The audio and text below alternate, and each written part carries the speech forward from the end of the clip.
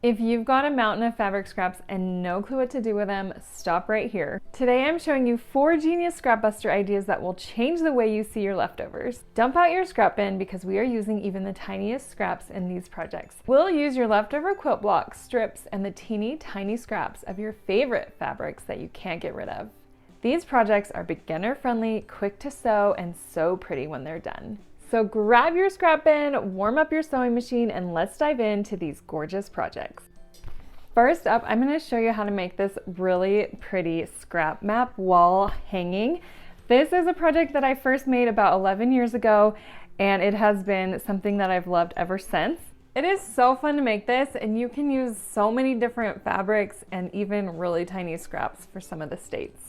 Print off the templates from my website, the link is in the description below. And then grab your heat and bond. If you're doing top stitching, get the light version instead of ultra hold.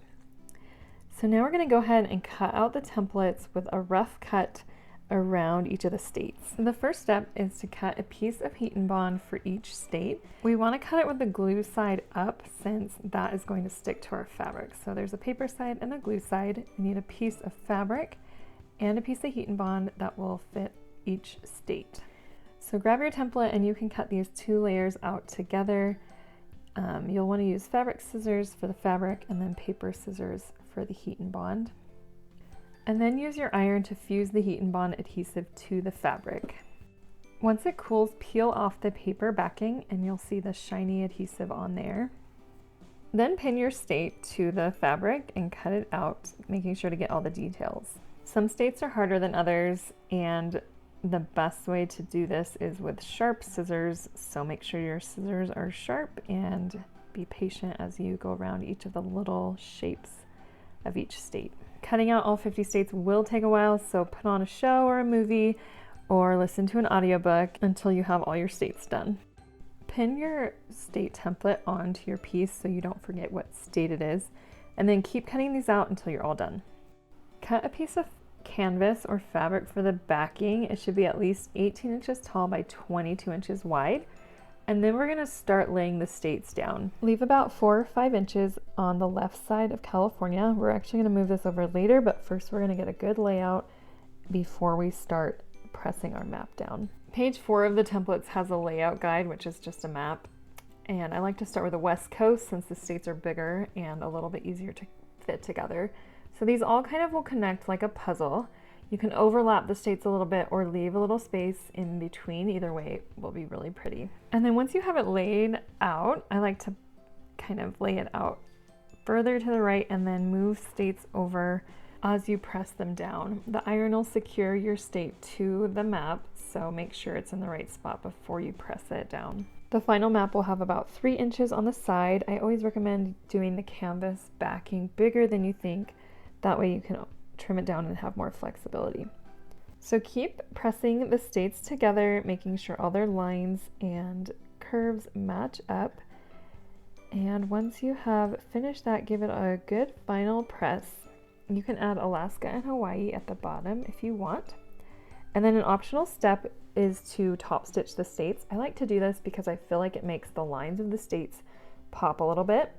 It does take a little time, but it is kind of a relaxing process. So top stitch your states, pivoting around all the curves and corners if you want to. When you're done with that, there are lots of things you can do with this map. I just stretched mine around a painting canvas and used a spray adhesive to tack it on, and then wrapped the edges around the back and glued them with a glue gun. You can also simply frame the artwork without glass or with glass, or you can use your panel to make a project such as a pillow or really anything. The possibilities with this are endless, and this makes such a beautiful addition to your home. You can never have enough pincushions, so I'm going to show you how to make this cute striped one with a button on top. I love this project because we're just going to dive right in. We don't have to really plan out our fabrics before we just jump right in. So grab a ruler, grab your scraps. We're going to cut 10 strips of fabric measuring 5 inches by 1 inch. This will make the stripes of our pincushion. I used about 8 different fabrics for this, and I love how you can use a ton of variety. Now we're going to press these just to make sure they're nice and flat, and then sew them together in any order you want with a 1/4 inch seam allowance. Now we have a cute little panel that will be the front of our pincushion. Press all the seam allowances in one direction and then back the panel with lightweight fusible interfacing. This will give it a little extra stability. Cut a piece of fabric for the bottom of your pincushion. This will measure 4.5 inches by 4.5 inches. And then we're going to trim our panel down so that it matches that 4.5 inches measurement. You can use your square that you just cut as a template, or just use rulers to make your panel 4.5 inches square. Now we're going to grab some quilt batting and use spray base to attach both our pieces to scraps of quilt batting. Trim off the excess quilt batting. Before we sew these together, we're going to sew a line of stay stitching 1/4 inch from the edge of each of your squares, about 2 inches long. This is going to help us turn our fabric opening later and get a nice clean edge. So now we're going to sew these together with right sides together, lining up those stitching lines. Pin the layers together and then sew around with a 1/4 inch seam allowance, leaving the opening where you sewed the stay stitching. So you want to leave about a 2 inch opening right where that stay stitching is. Clip the corners of the seam allowance and then turn right side out. Make sure you get the corners pushed out pretty well and then give this a nice press. When you're pressing, you're going to use that stitching that you put in there to fold the edges over and match it up. One of my stitching lines fell out, but it still has kind of a crease where it was, so that'll help you get a straight edge on the side. Now stuff fiber fill stuffing into your opening and stuff the pincushion as much as you want. When it is as stuffed as you want it to be, use a needle and thread to close that opening with an invisible stitch or a ladder stitch. Tie that off when you're done, and now we're going to sew a button onto the front of the pincushion. This is an optional step, but it gives it kind of an upholstered look. So pick a button that looks great with your fabric. I'm going to use this black one, and then sew the button onto the front of your pincushion. I'm using a thicker embroidery thread for this, and I also doubled it up so that it will be a strong thread. So we're going to sew the button to the front of the pincushion, but making sure the thread goes all the way to the back. And then on the back of that pincushion, we're going to just make an X with the thread so that it looks really nice. When you bring the thread back to the front, pull it really tight and it'll make a little dimple in the back, which is really cute. And to tie it off, we're going to tie it behind the button. That way it will be safe. The thread ends won't be sticking out and we won't see them. And then just trim that off and your pincushion is all ready to go. Next, we're going to recycle fabric strips to make friendship bracelets. For this project, you're going to need a large yarn needle. Sometimes these are embroidery needles. They're kind of blunt on the end and have a really wide eye. Search through your scraps for strips that you can use for this project.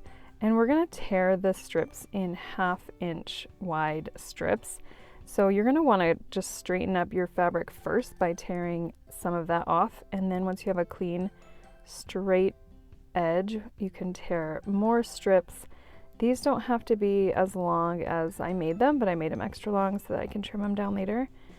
And then you're going to just tie a knot on the end to hold the beads. I like to make this a double knot so that my beads definitely won't fall through. Since we have a yarn needle and fabric that we need to get through the beads, they need to have bigger holes than beads you might use for elastic. So make sure you're using beads that have kind of a pony bead size hole. There are letters that have larger holes and also a lot of different shapes. I included a bunch in the description of this video, but you can also find them at most craft stores or even Walmart. So for these bracelets, you can just start beading on your letters and shapes. You can also add knots in between, add different colors and patterns. There's so many possibilities with this, and they're super easy and fun. Since the needle is not sharp, these are a good craft for kids. These bracelets tie onto a wrist with a bow forming out of the fabric, which makes it super cute and fun to wear. Now I'm going to show you how to make this personalized name pillow that uses different scraps for each letter, plus more scraps around the rest of the pillow. Print off the name you want to use. I like to outline this and make the letters as big as I can. Since my name was short, I used a 550 size font. If you have a longer name, you might want to print it on 2 pages, and you can even adjust the size and shape of your pillow. Just pick a different pillow form. Grab your scrap bin. We're going to use a bunch of different size scraps for this project. We're also going to need some yardage. This will be the backing of the pillow.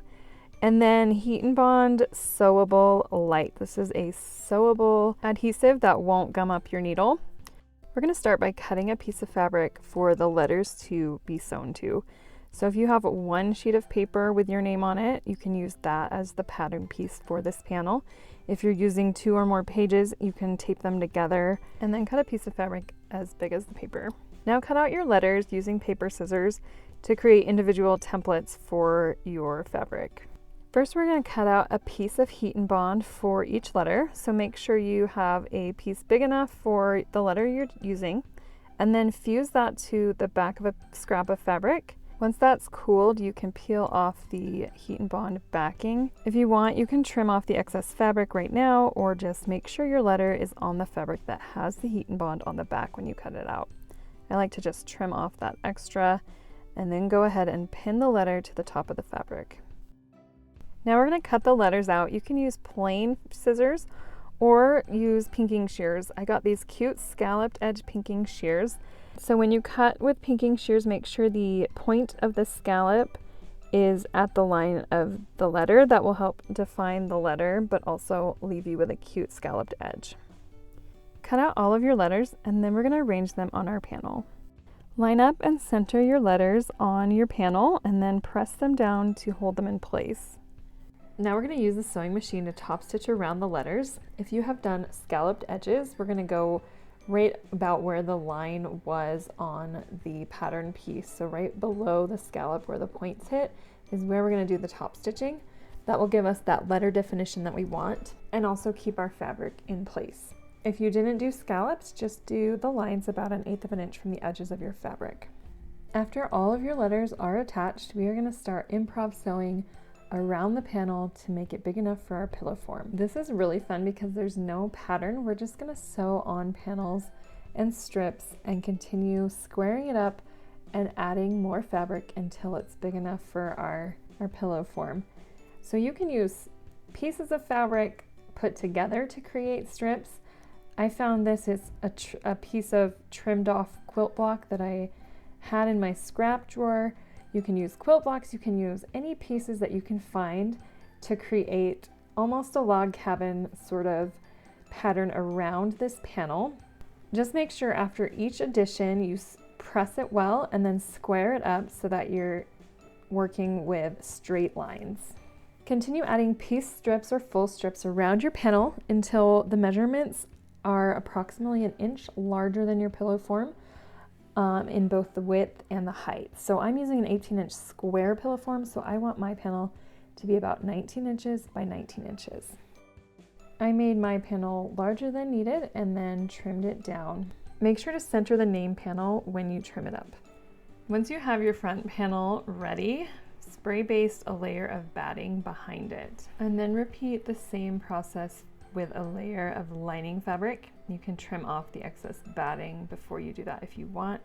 We just want the lining to be on the back side of this so that when you take your pillow form in and out of the cover, it will be nice and smooth.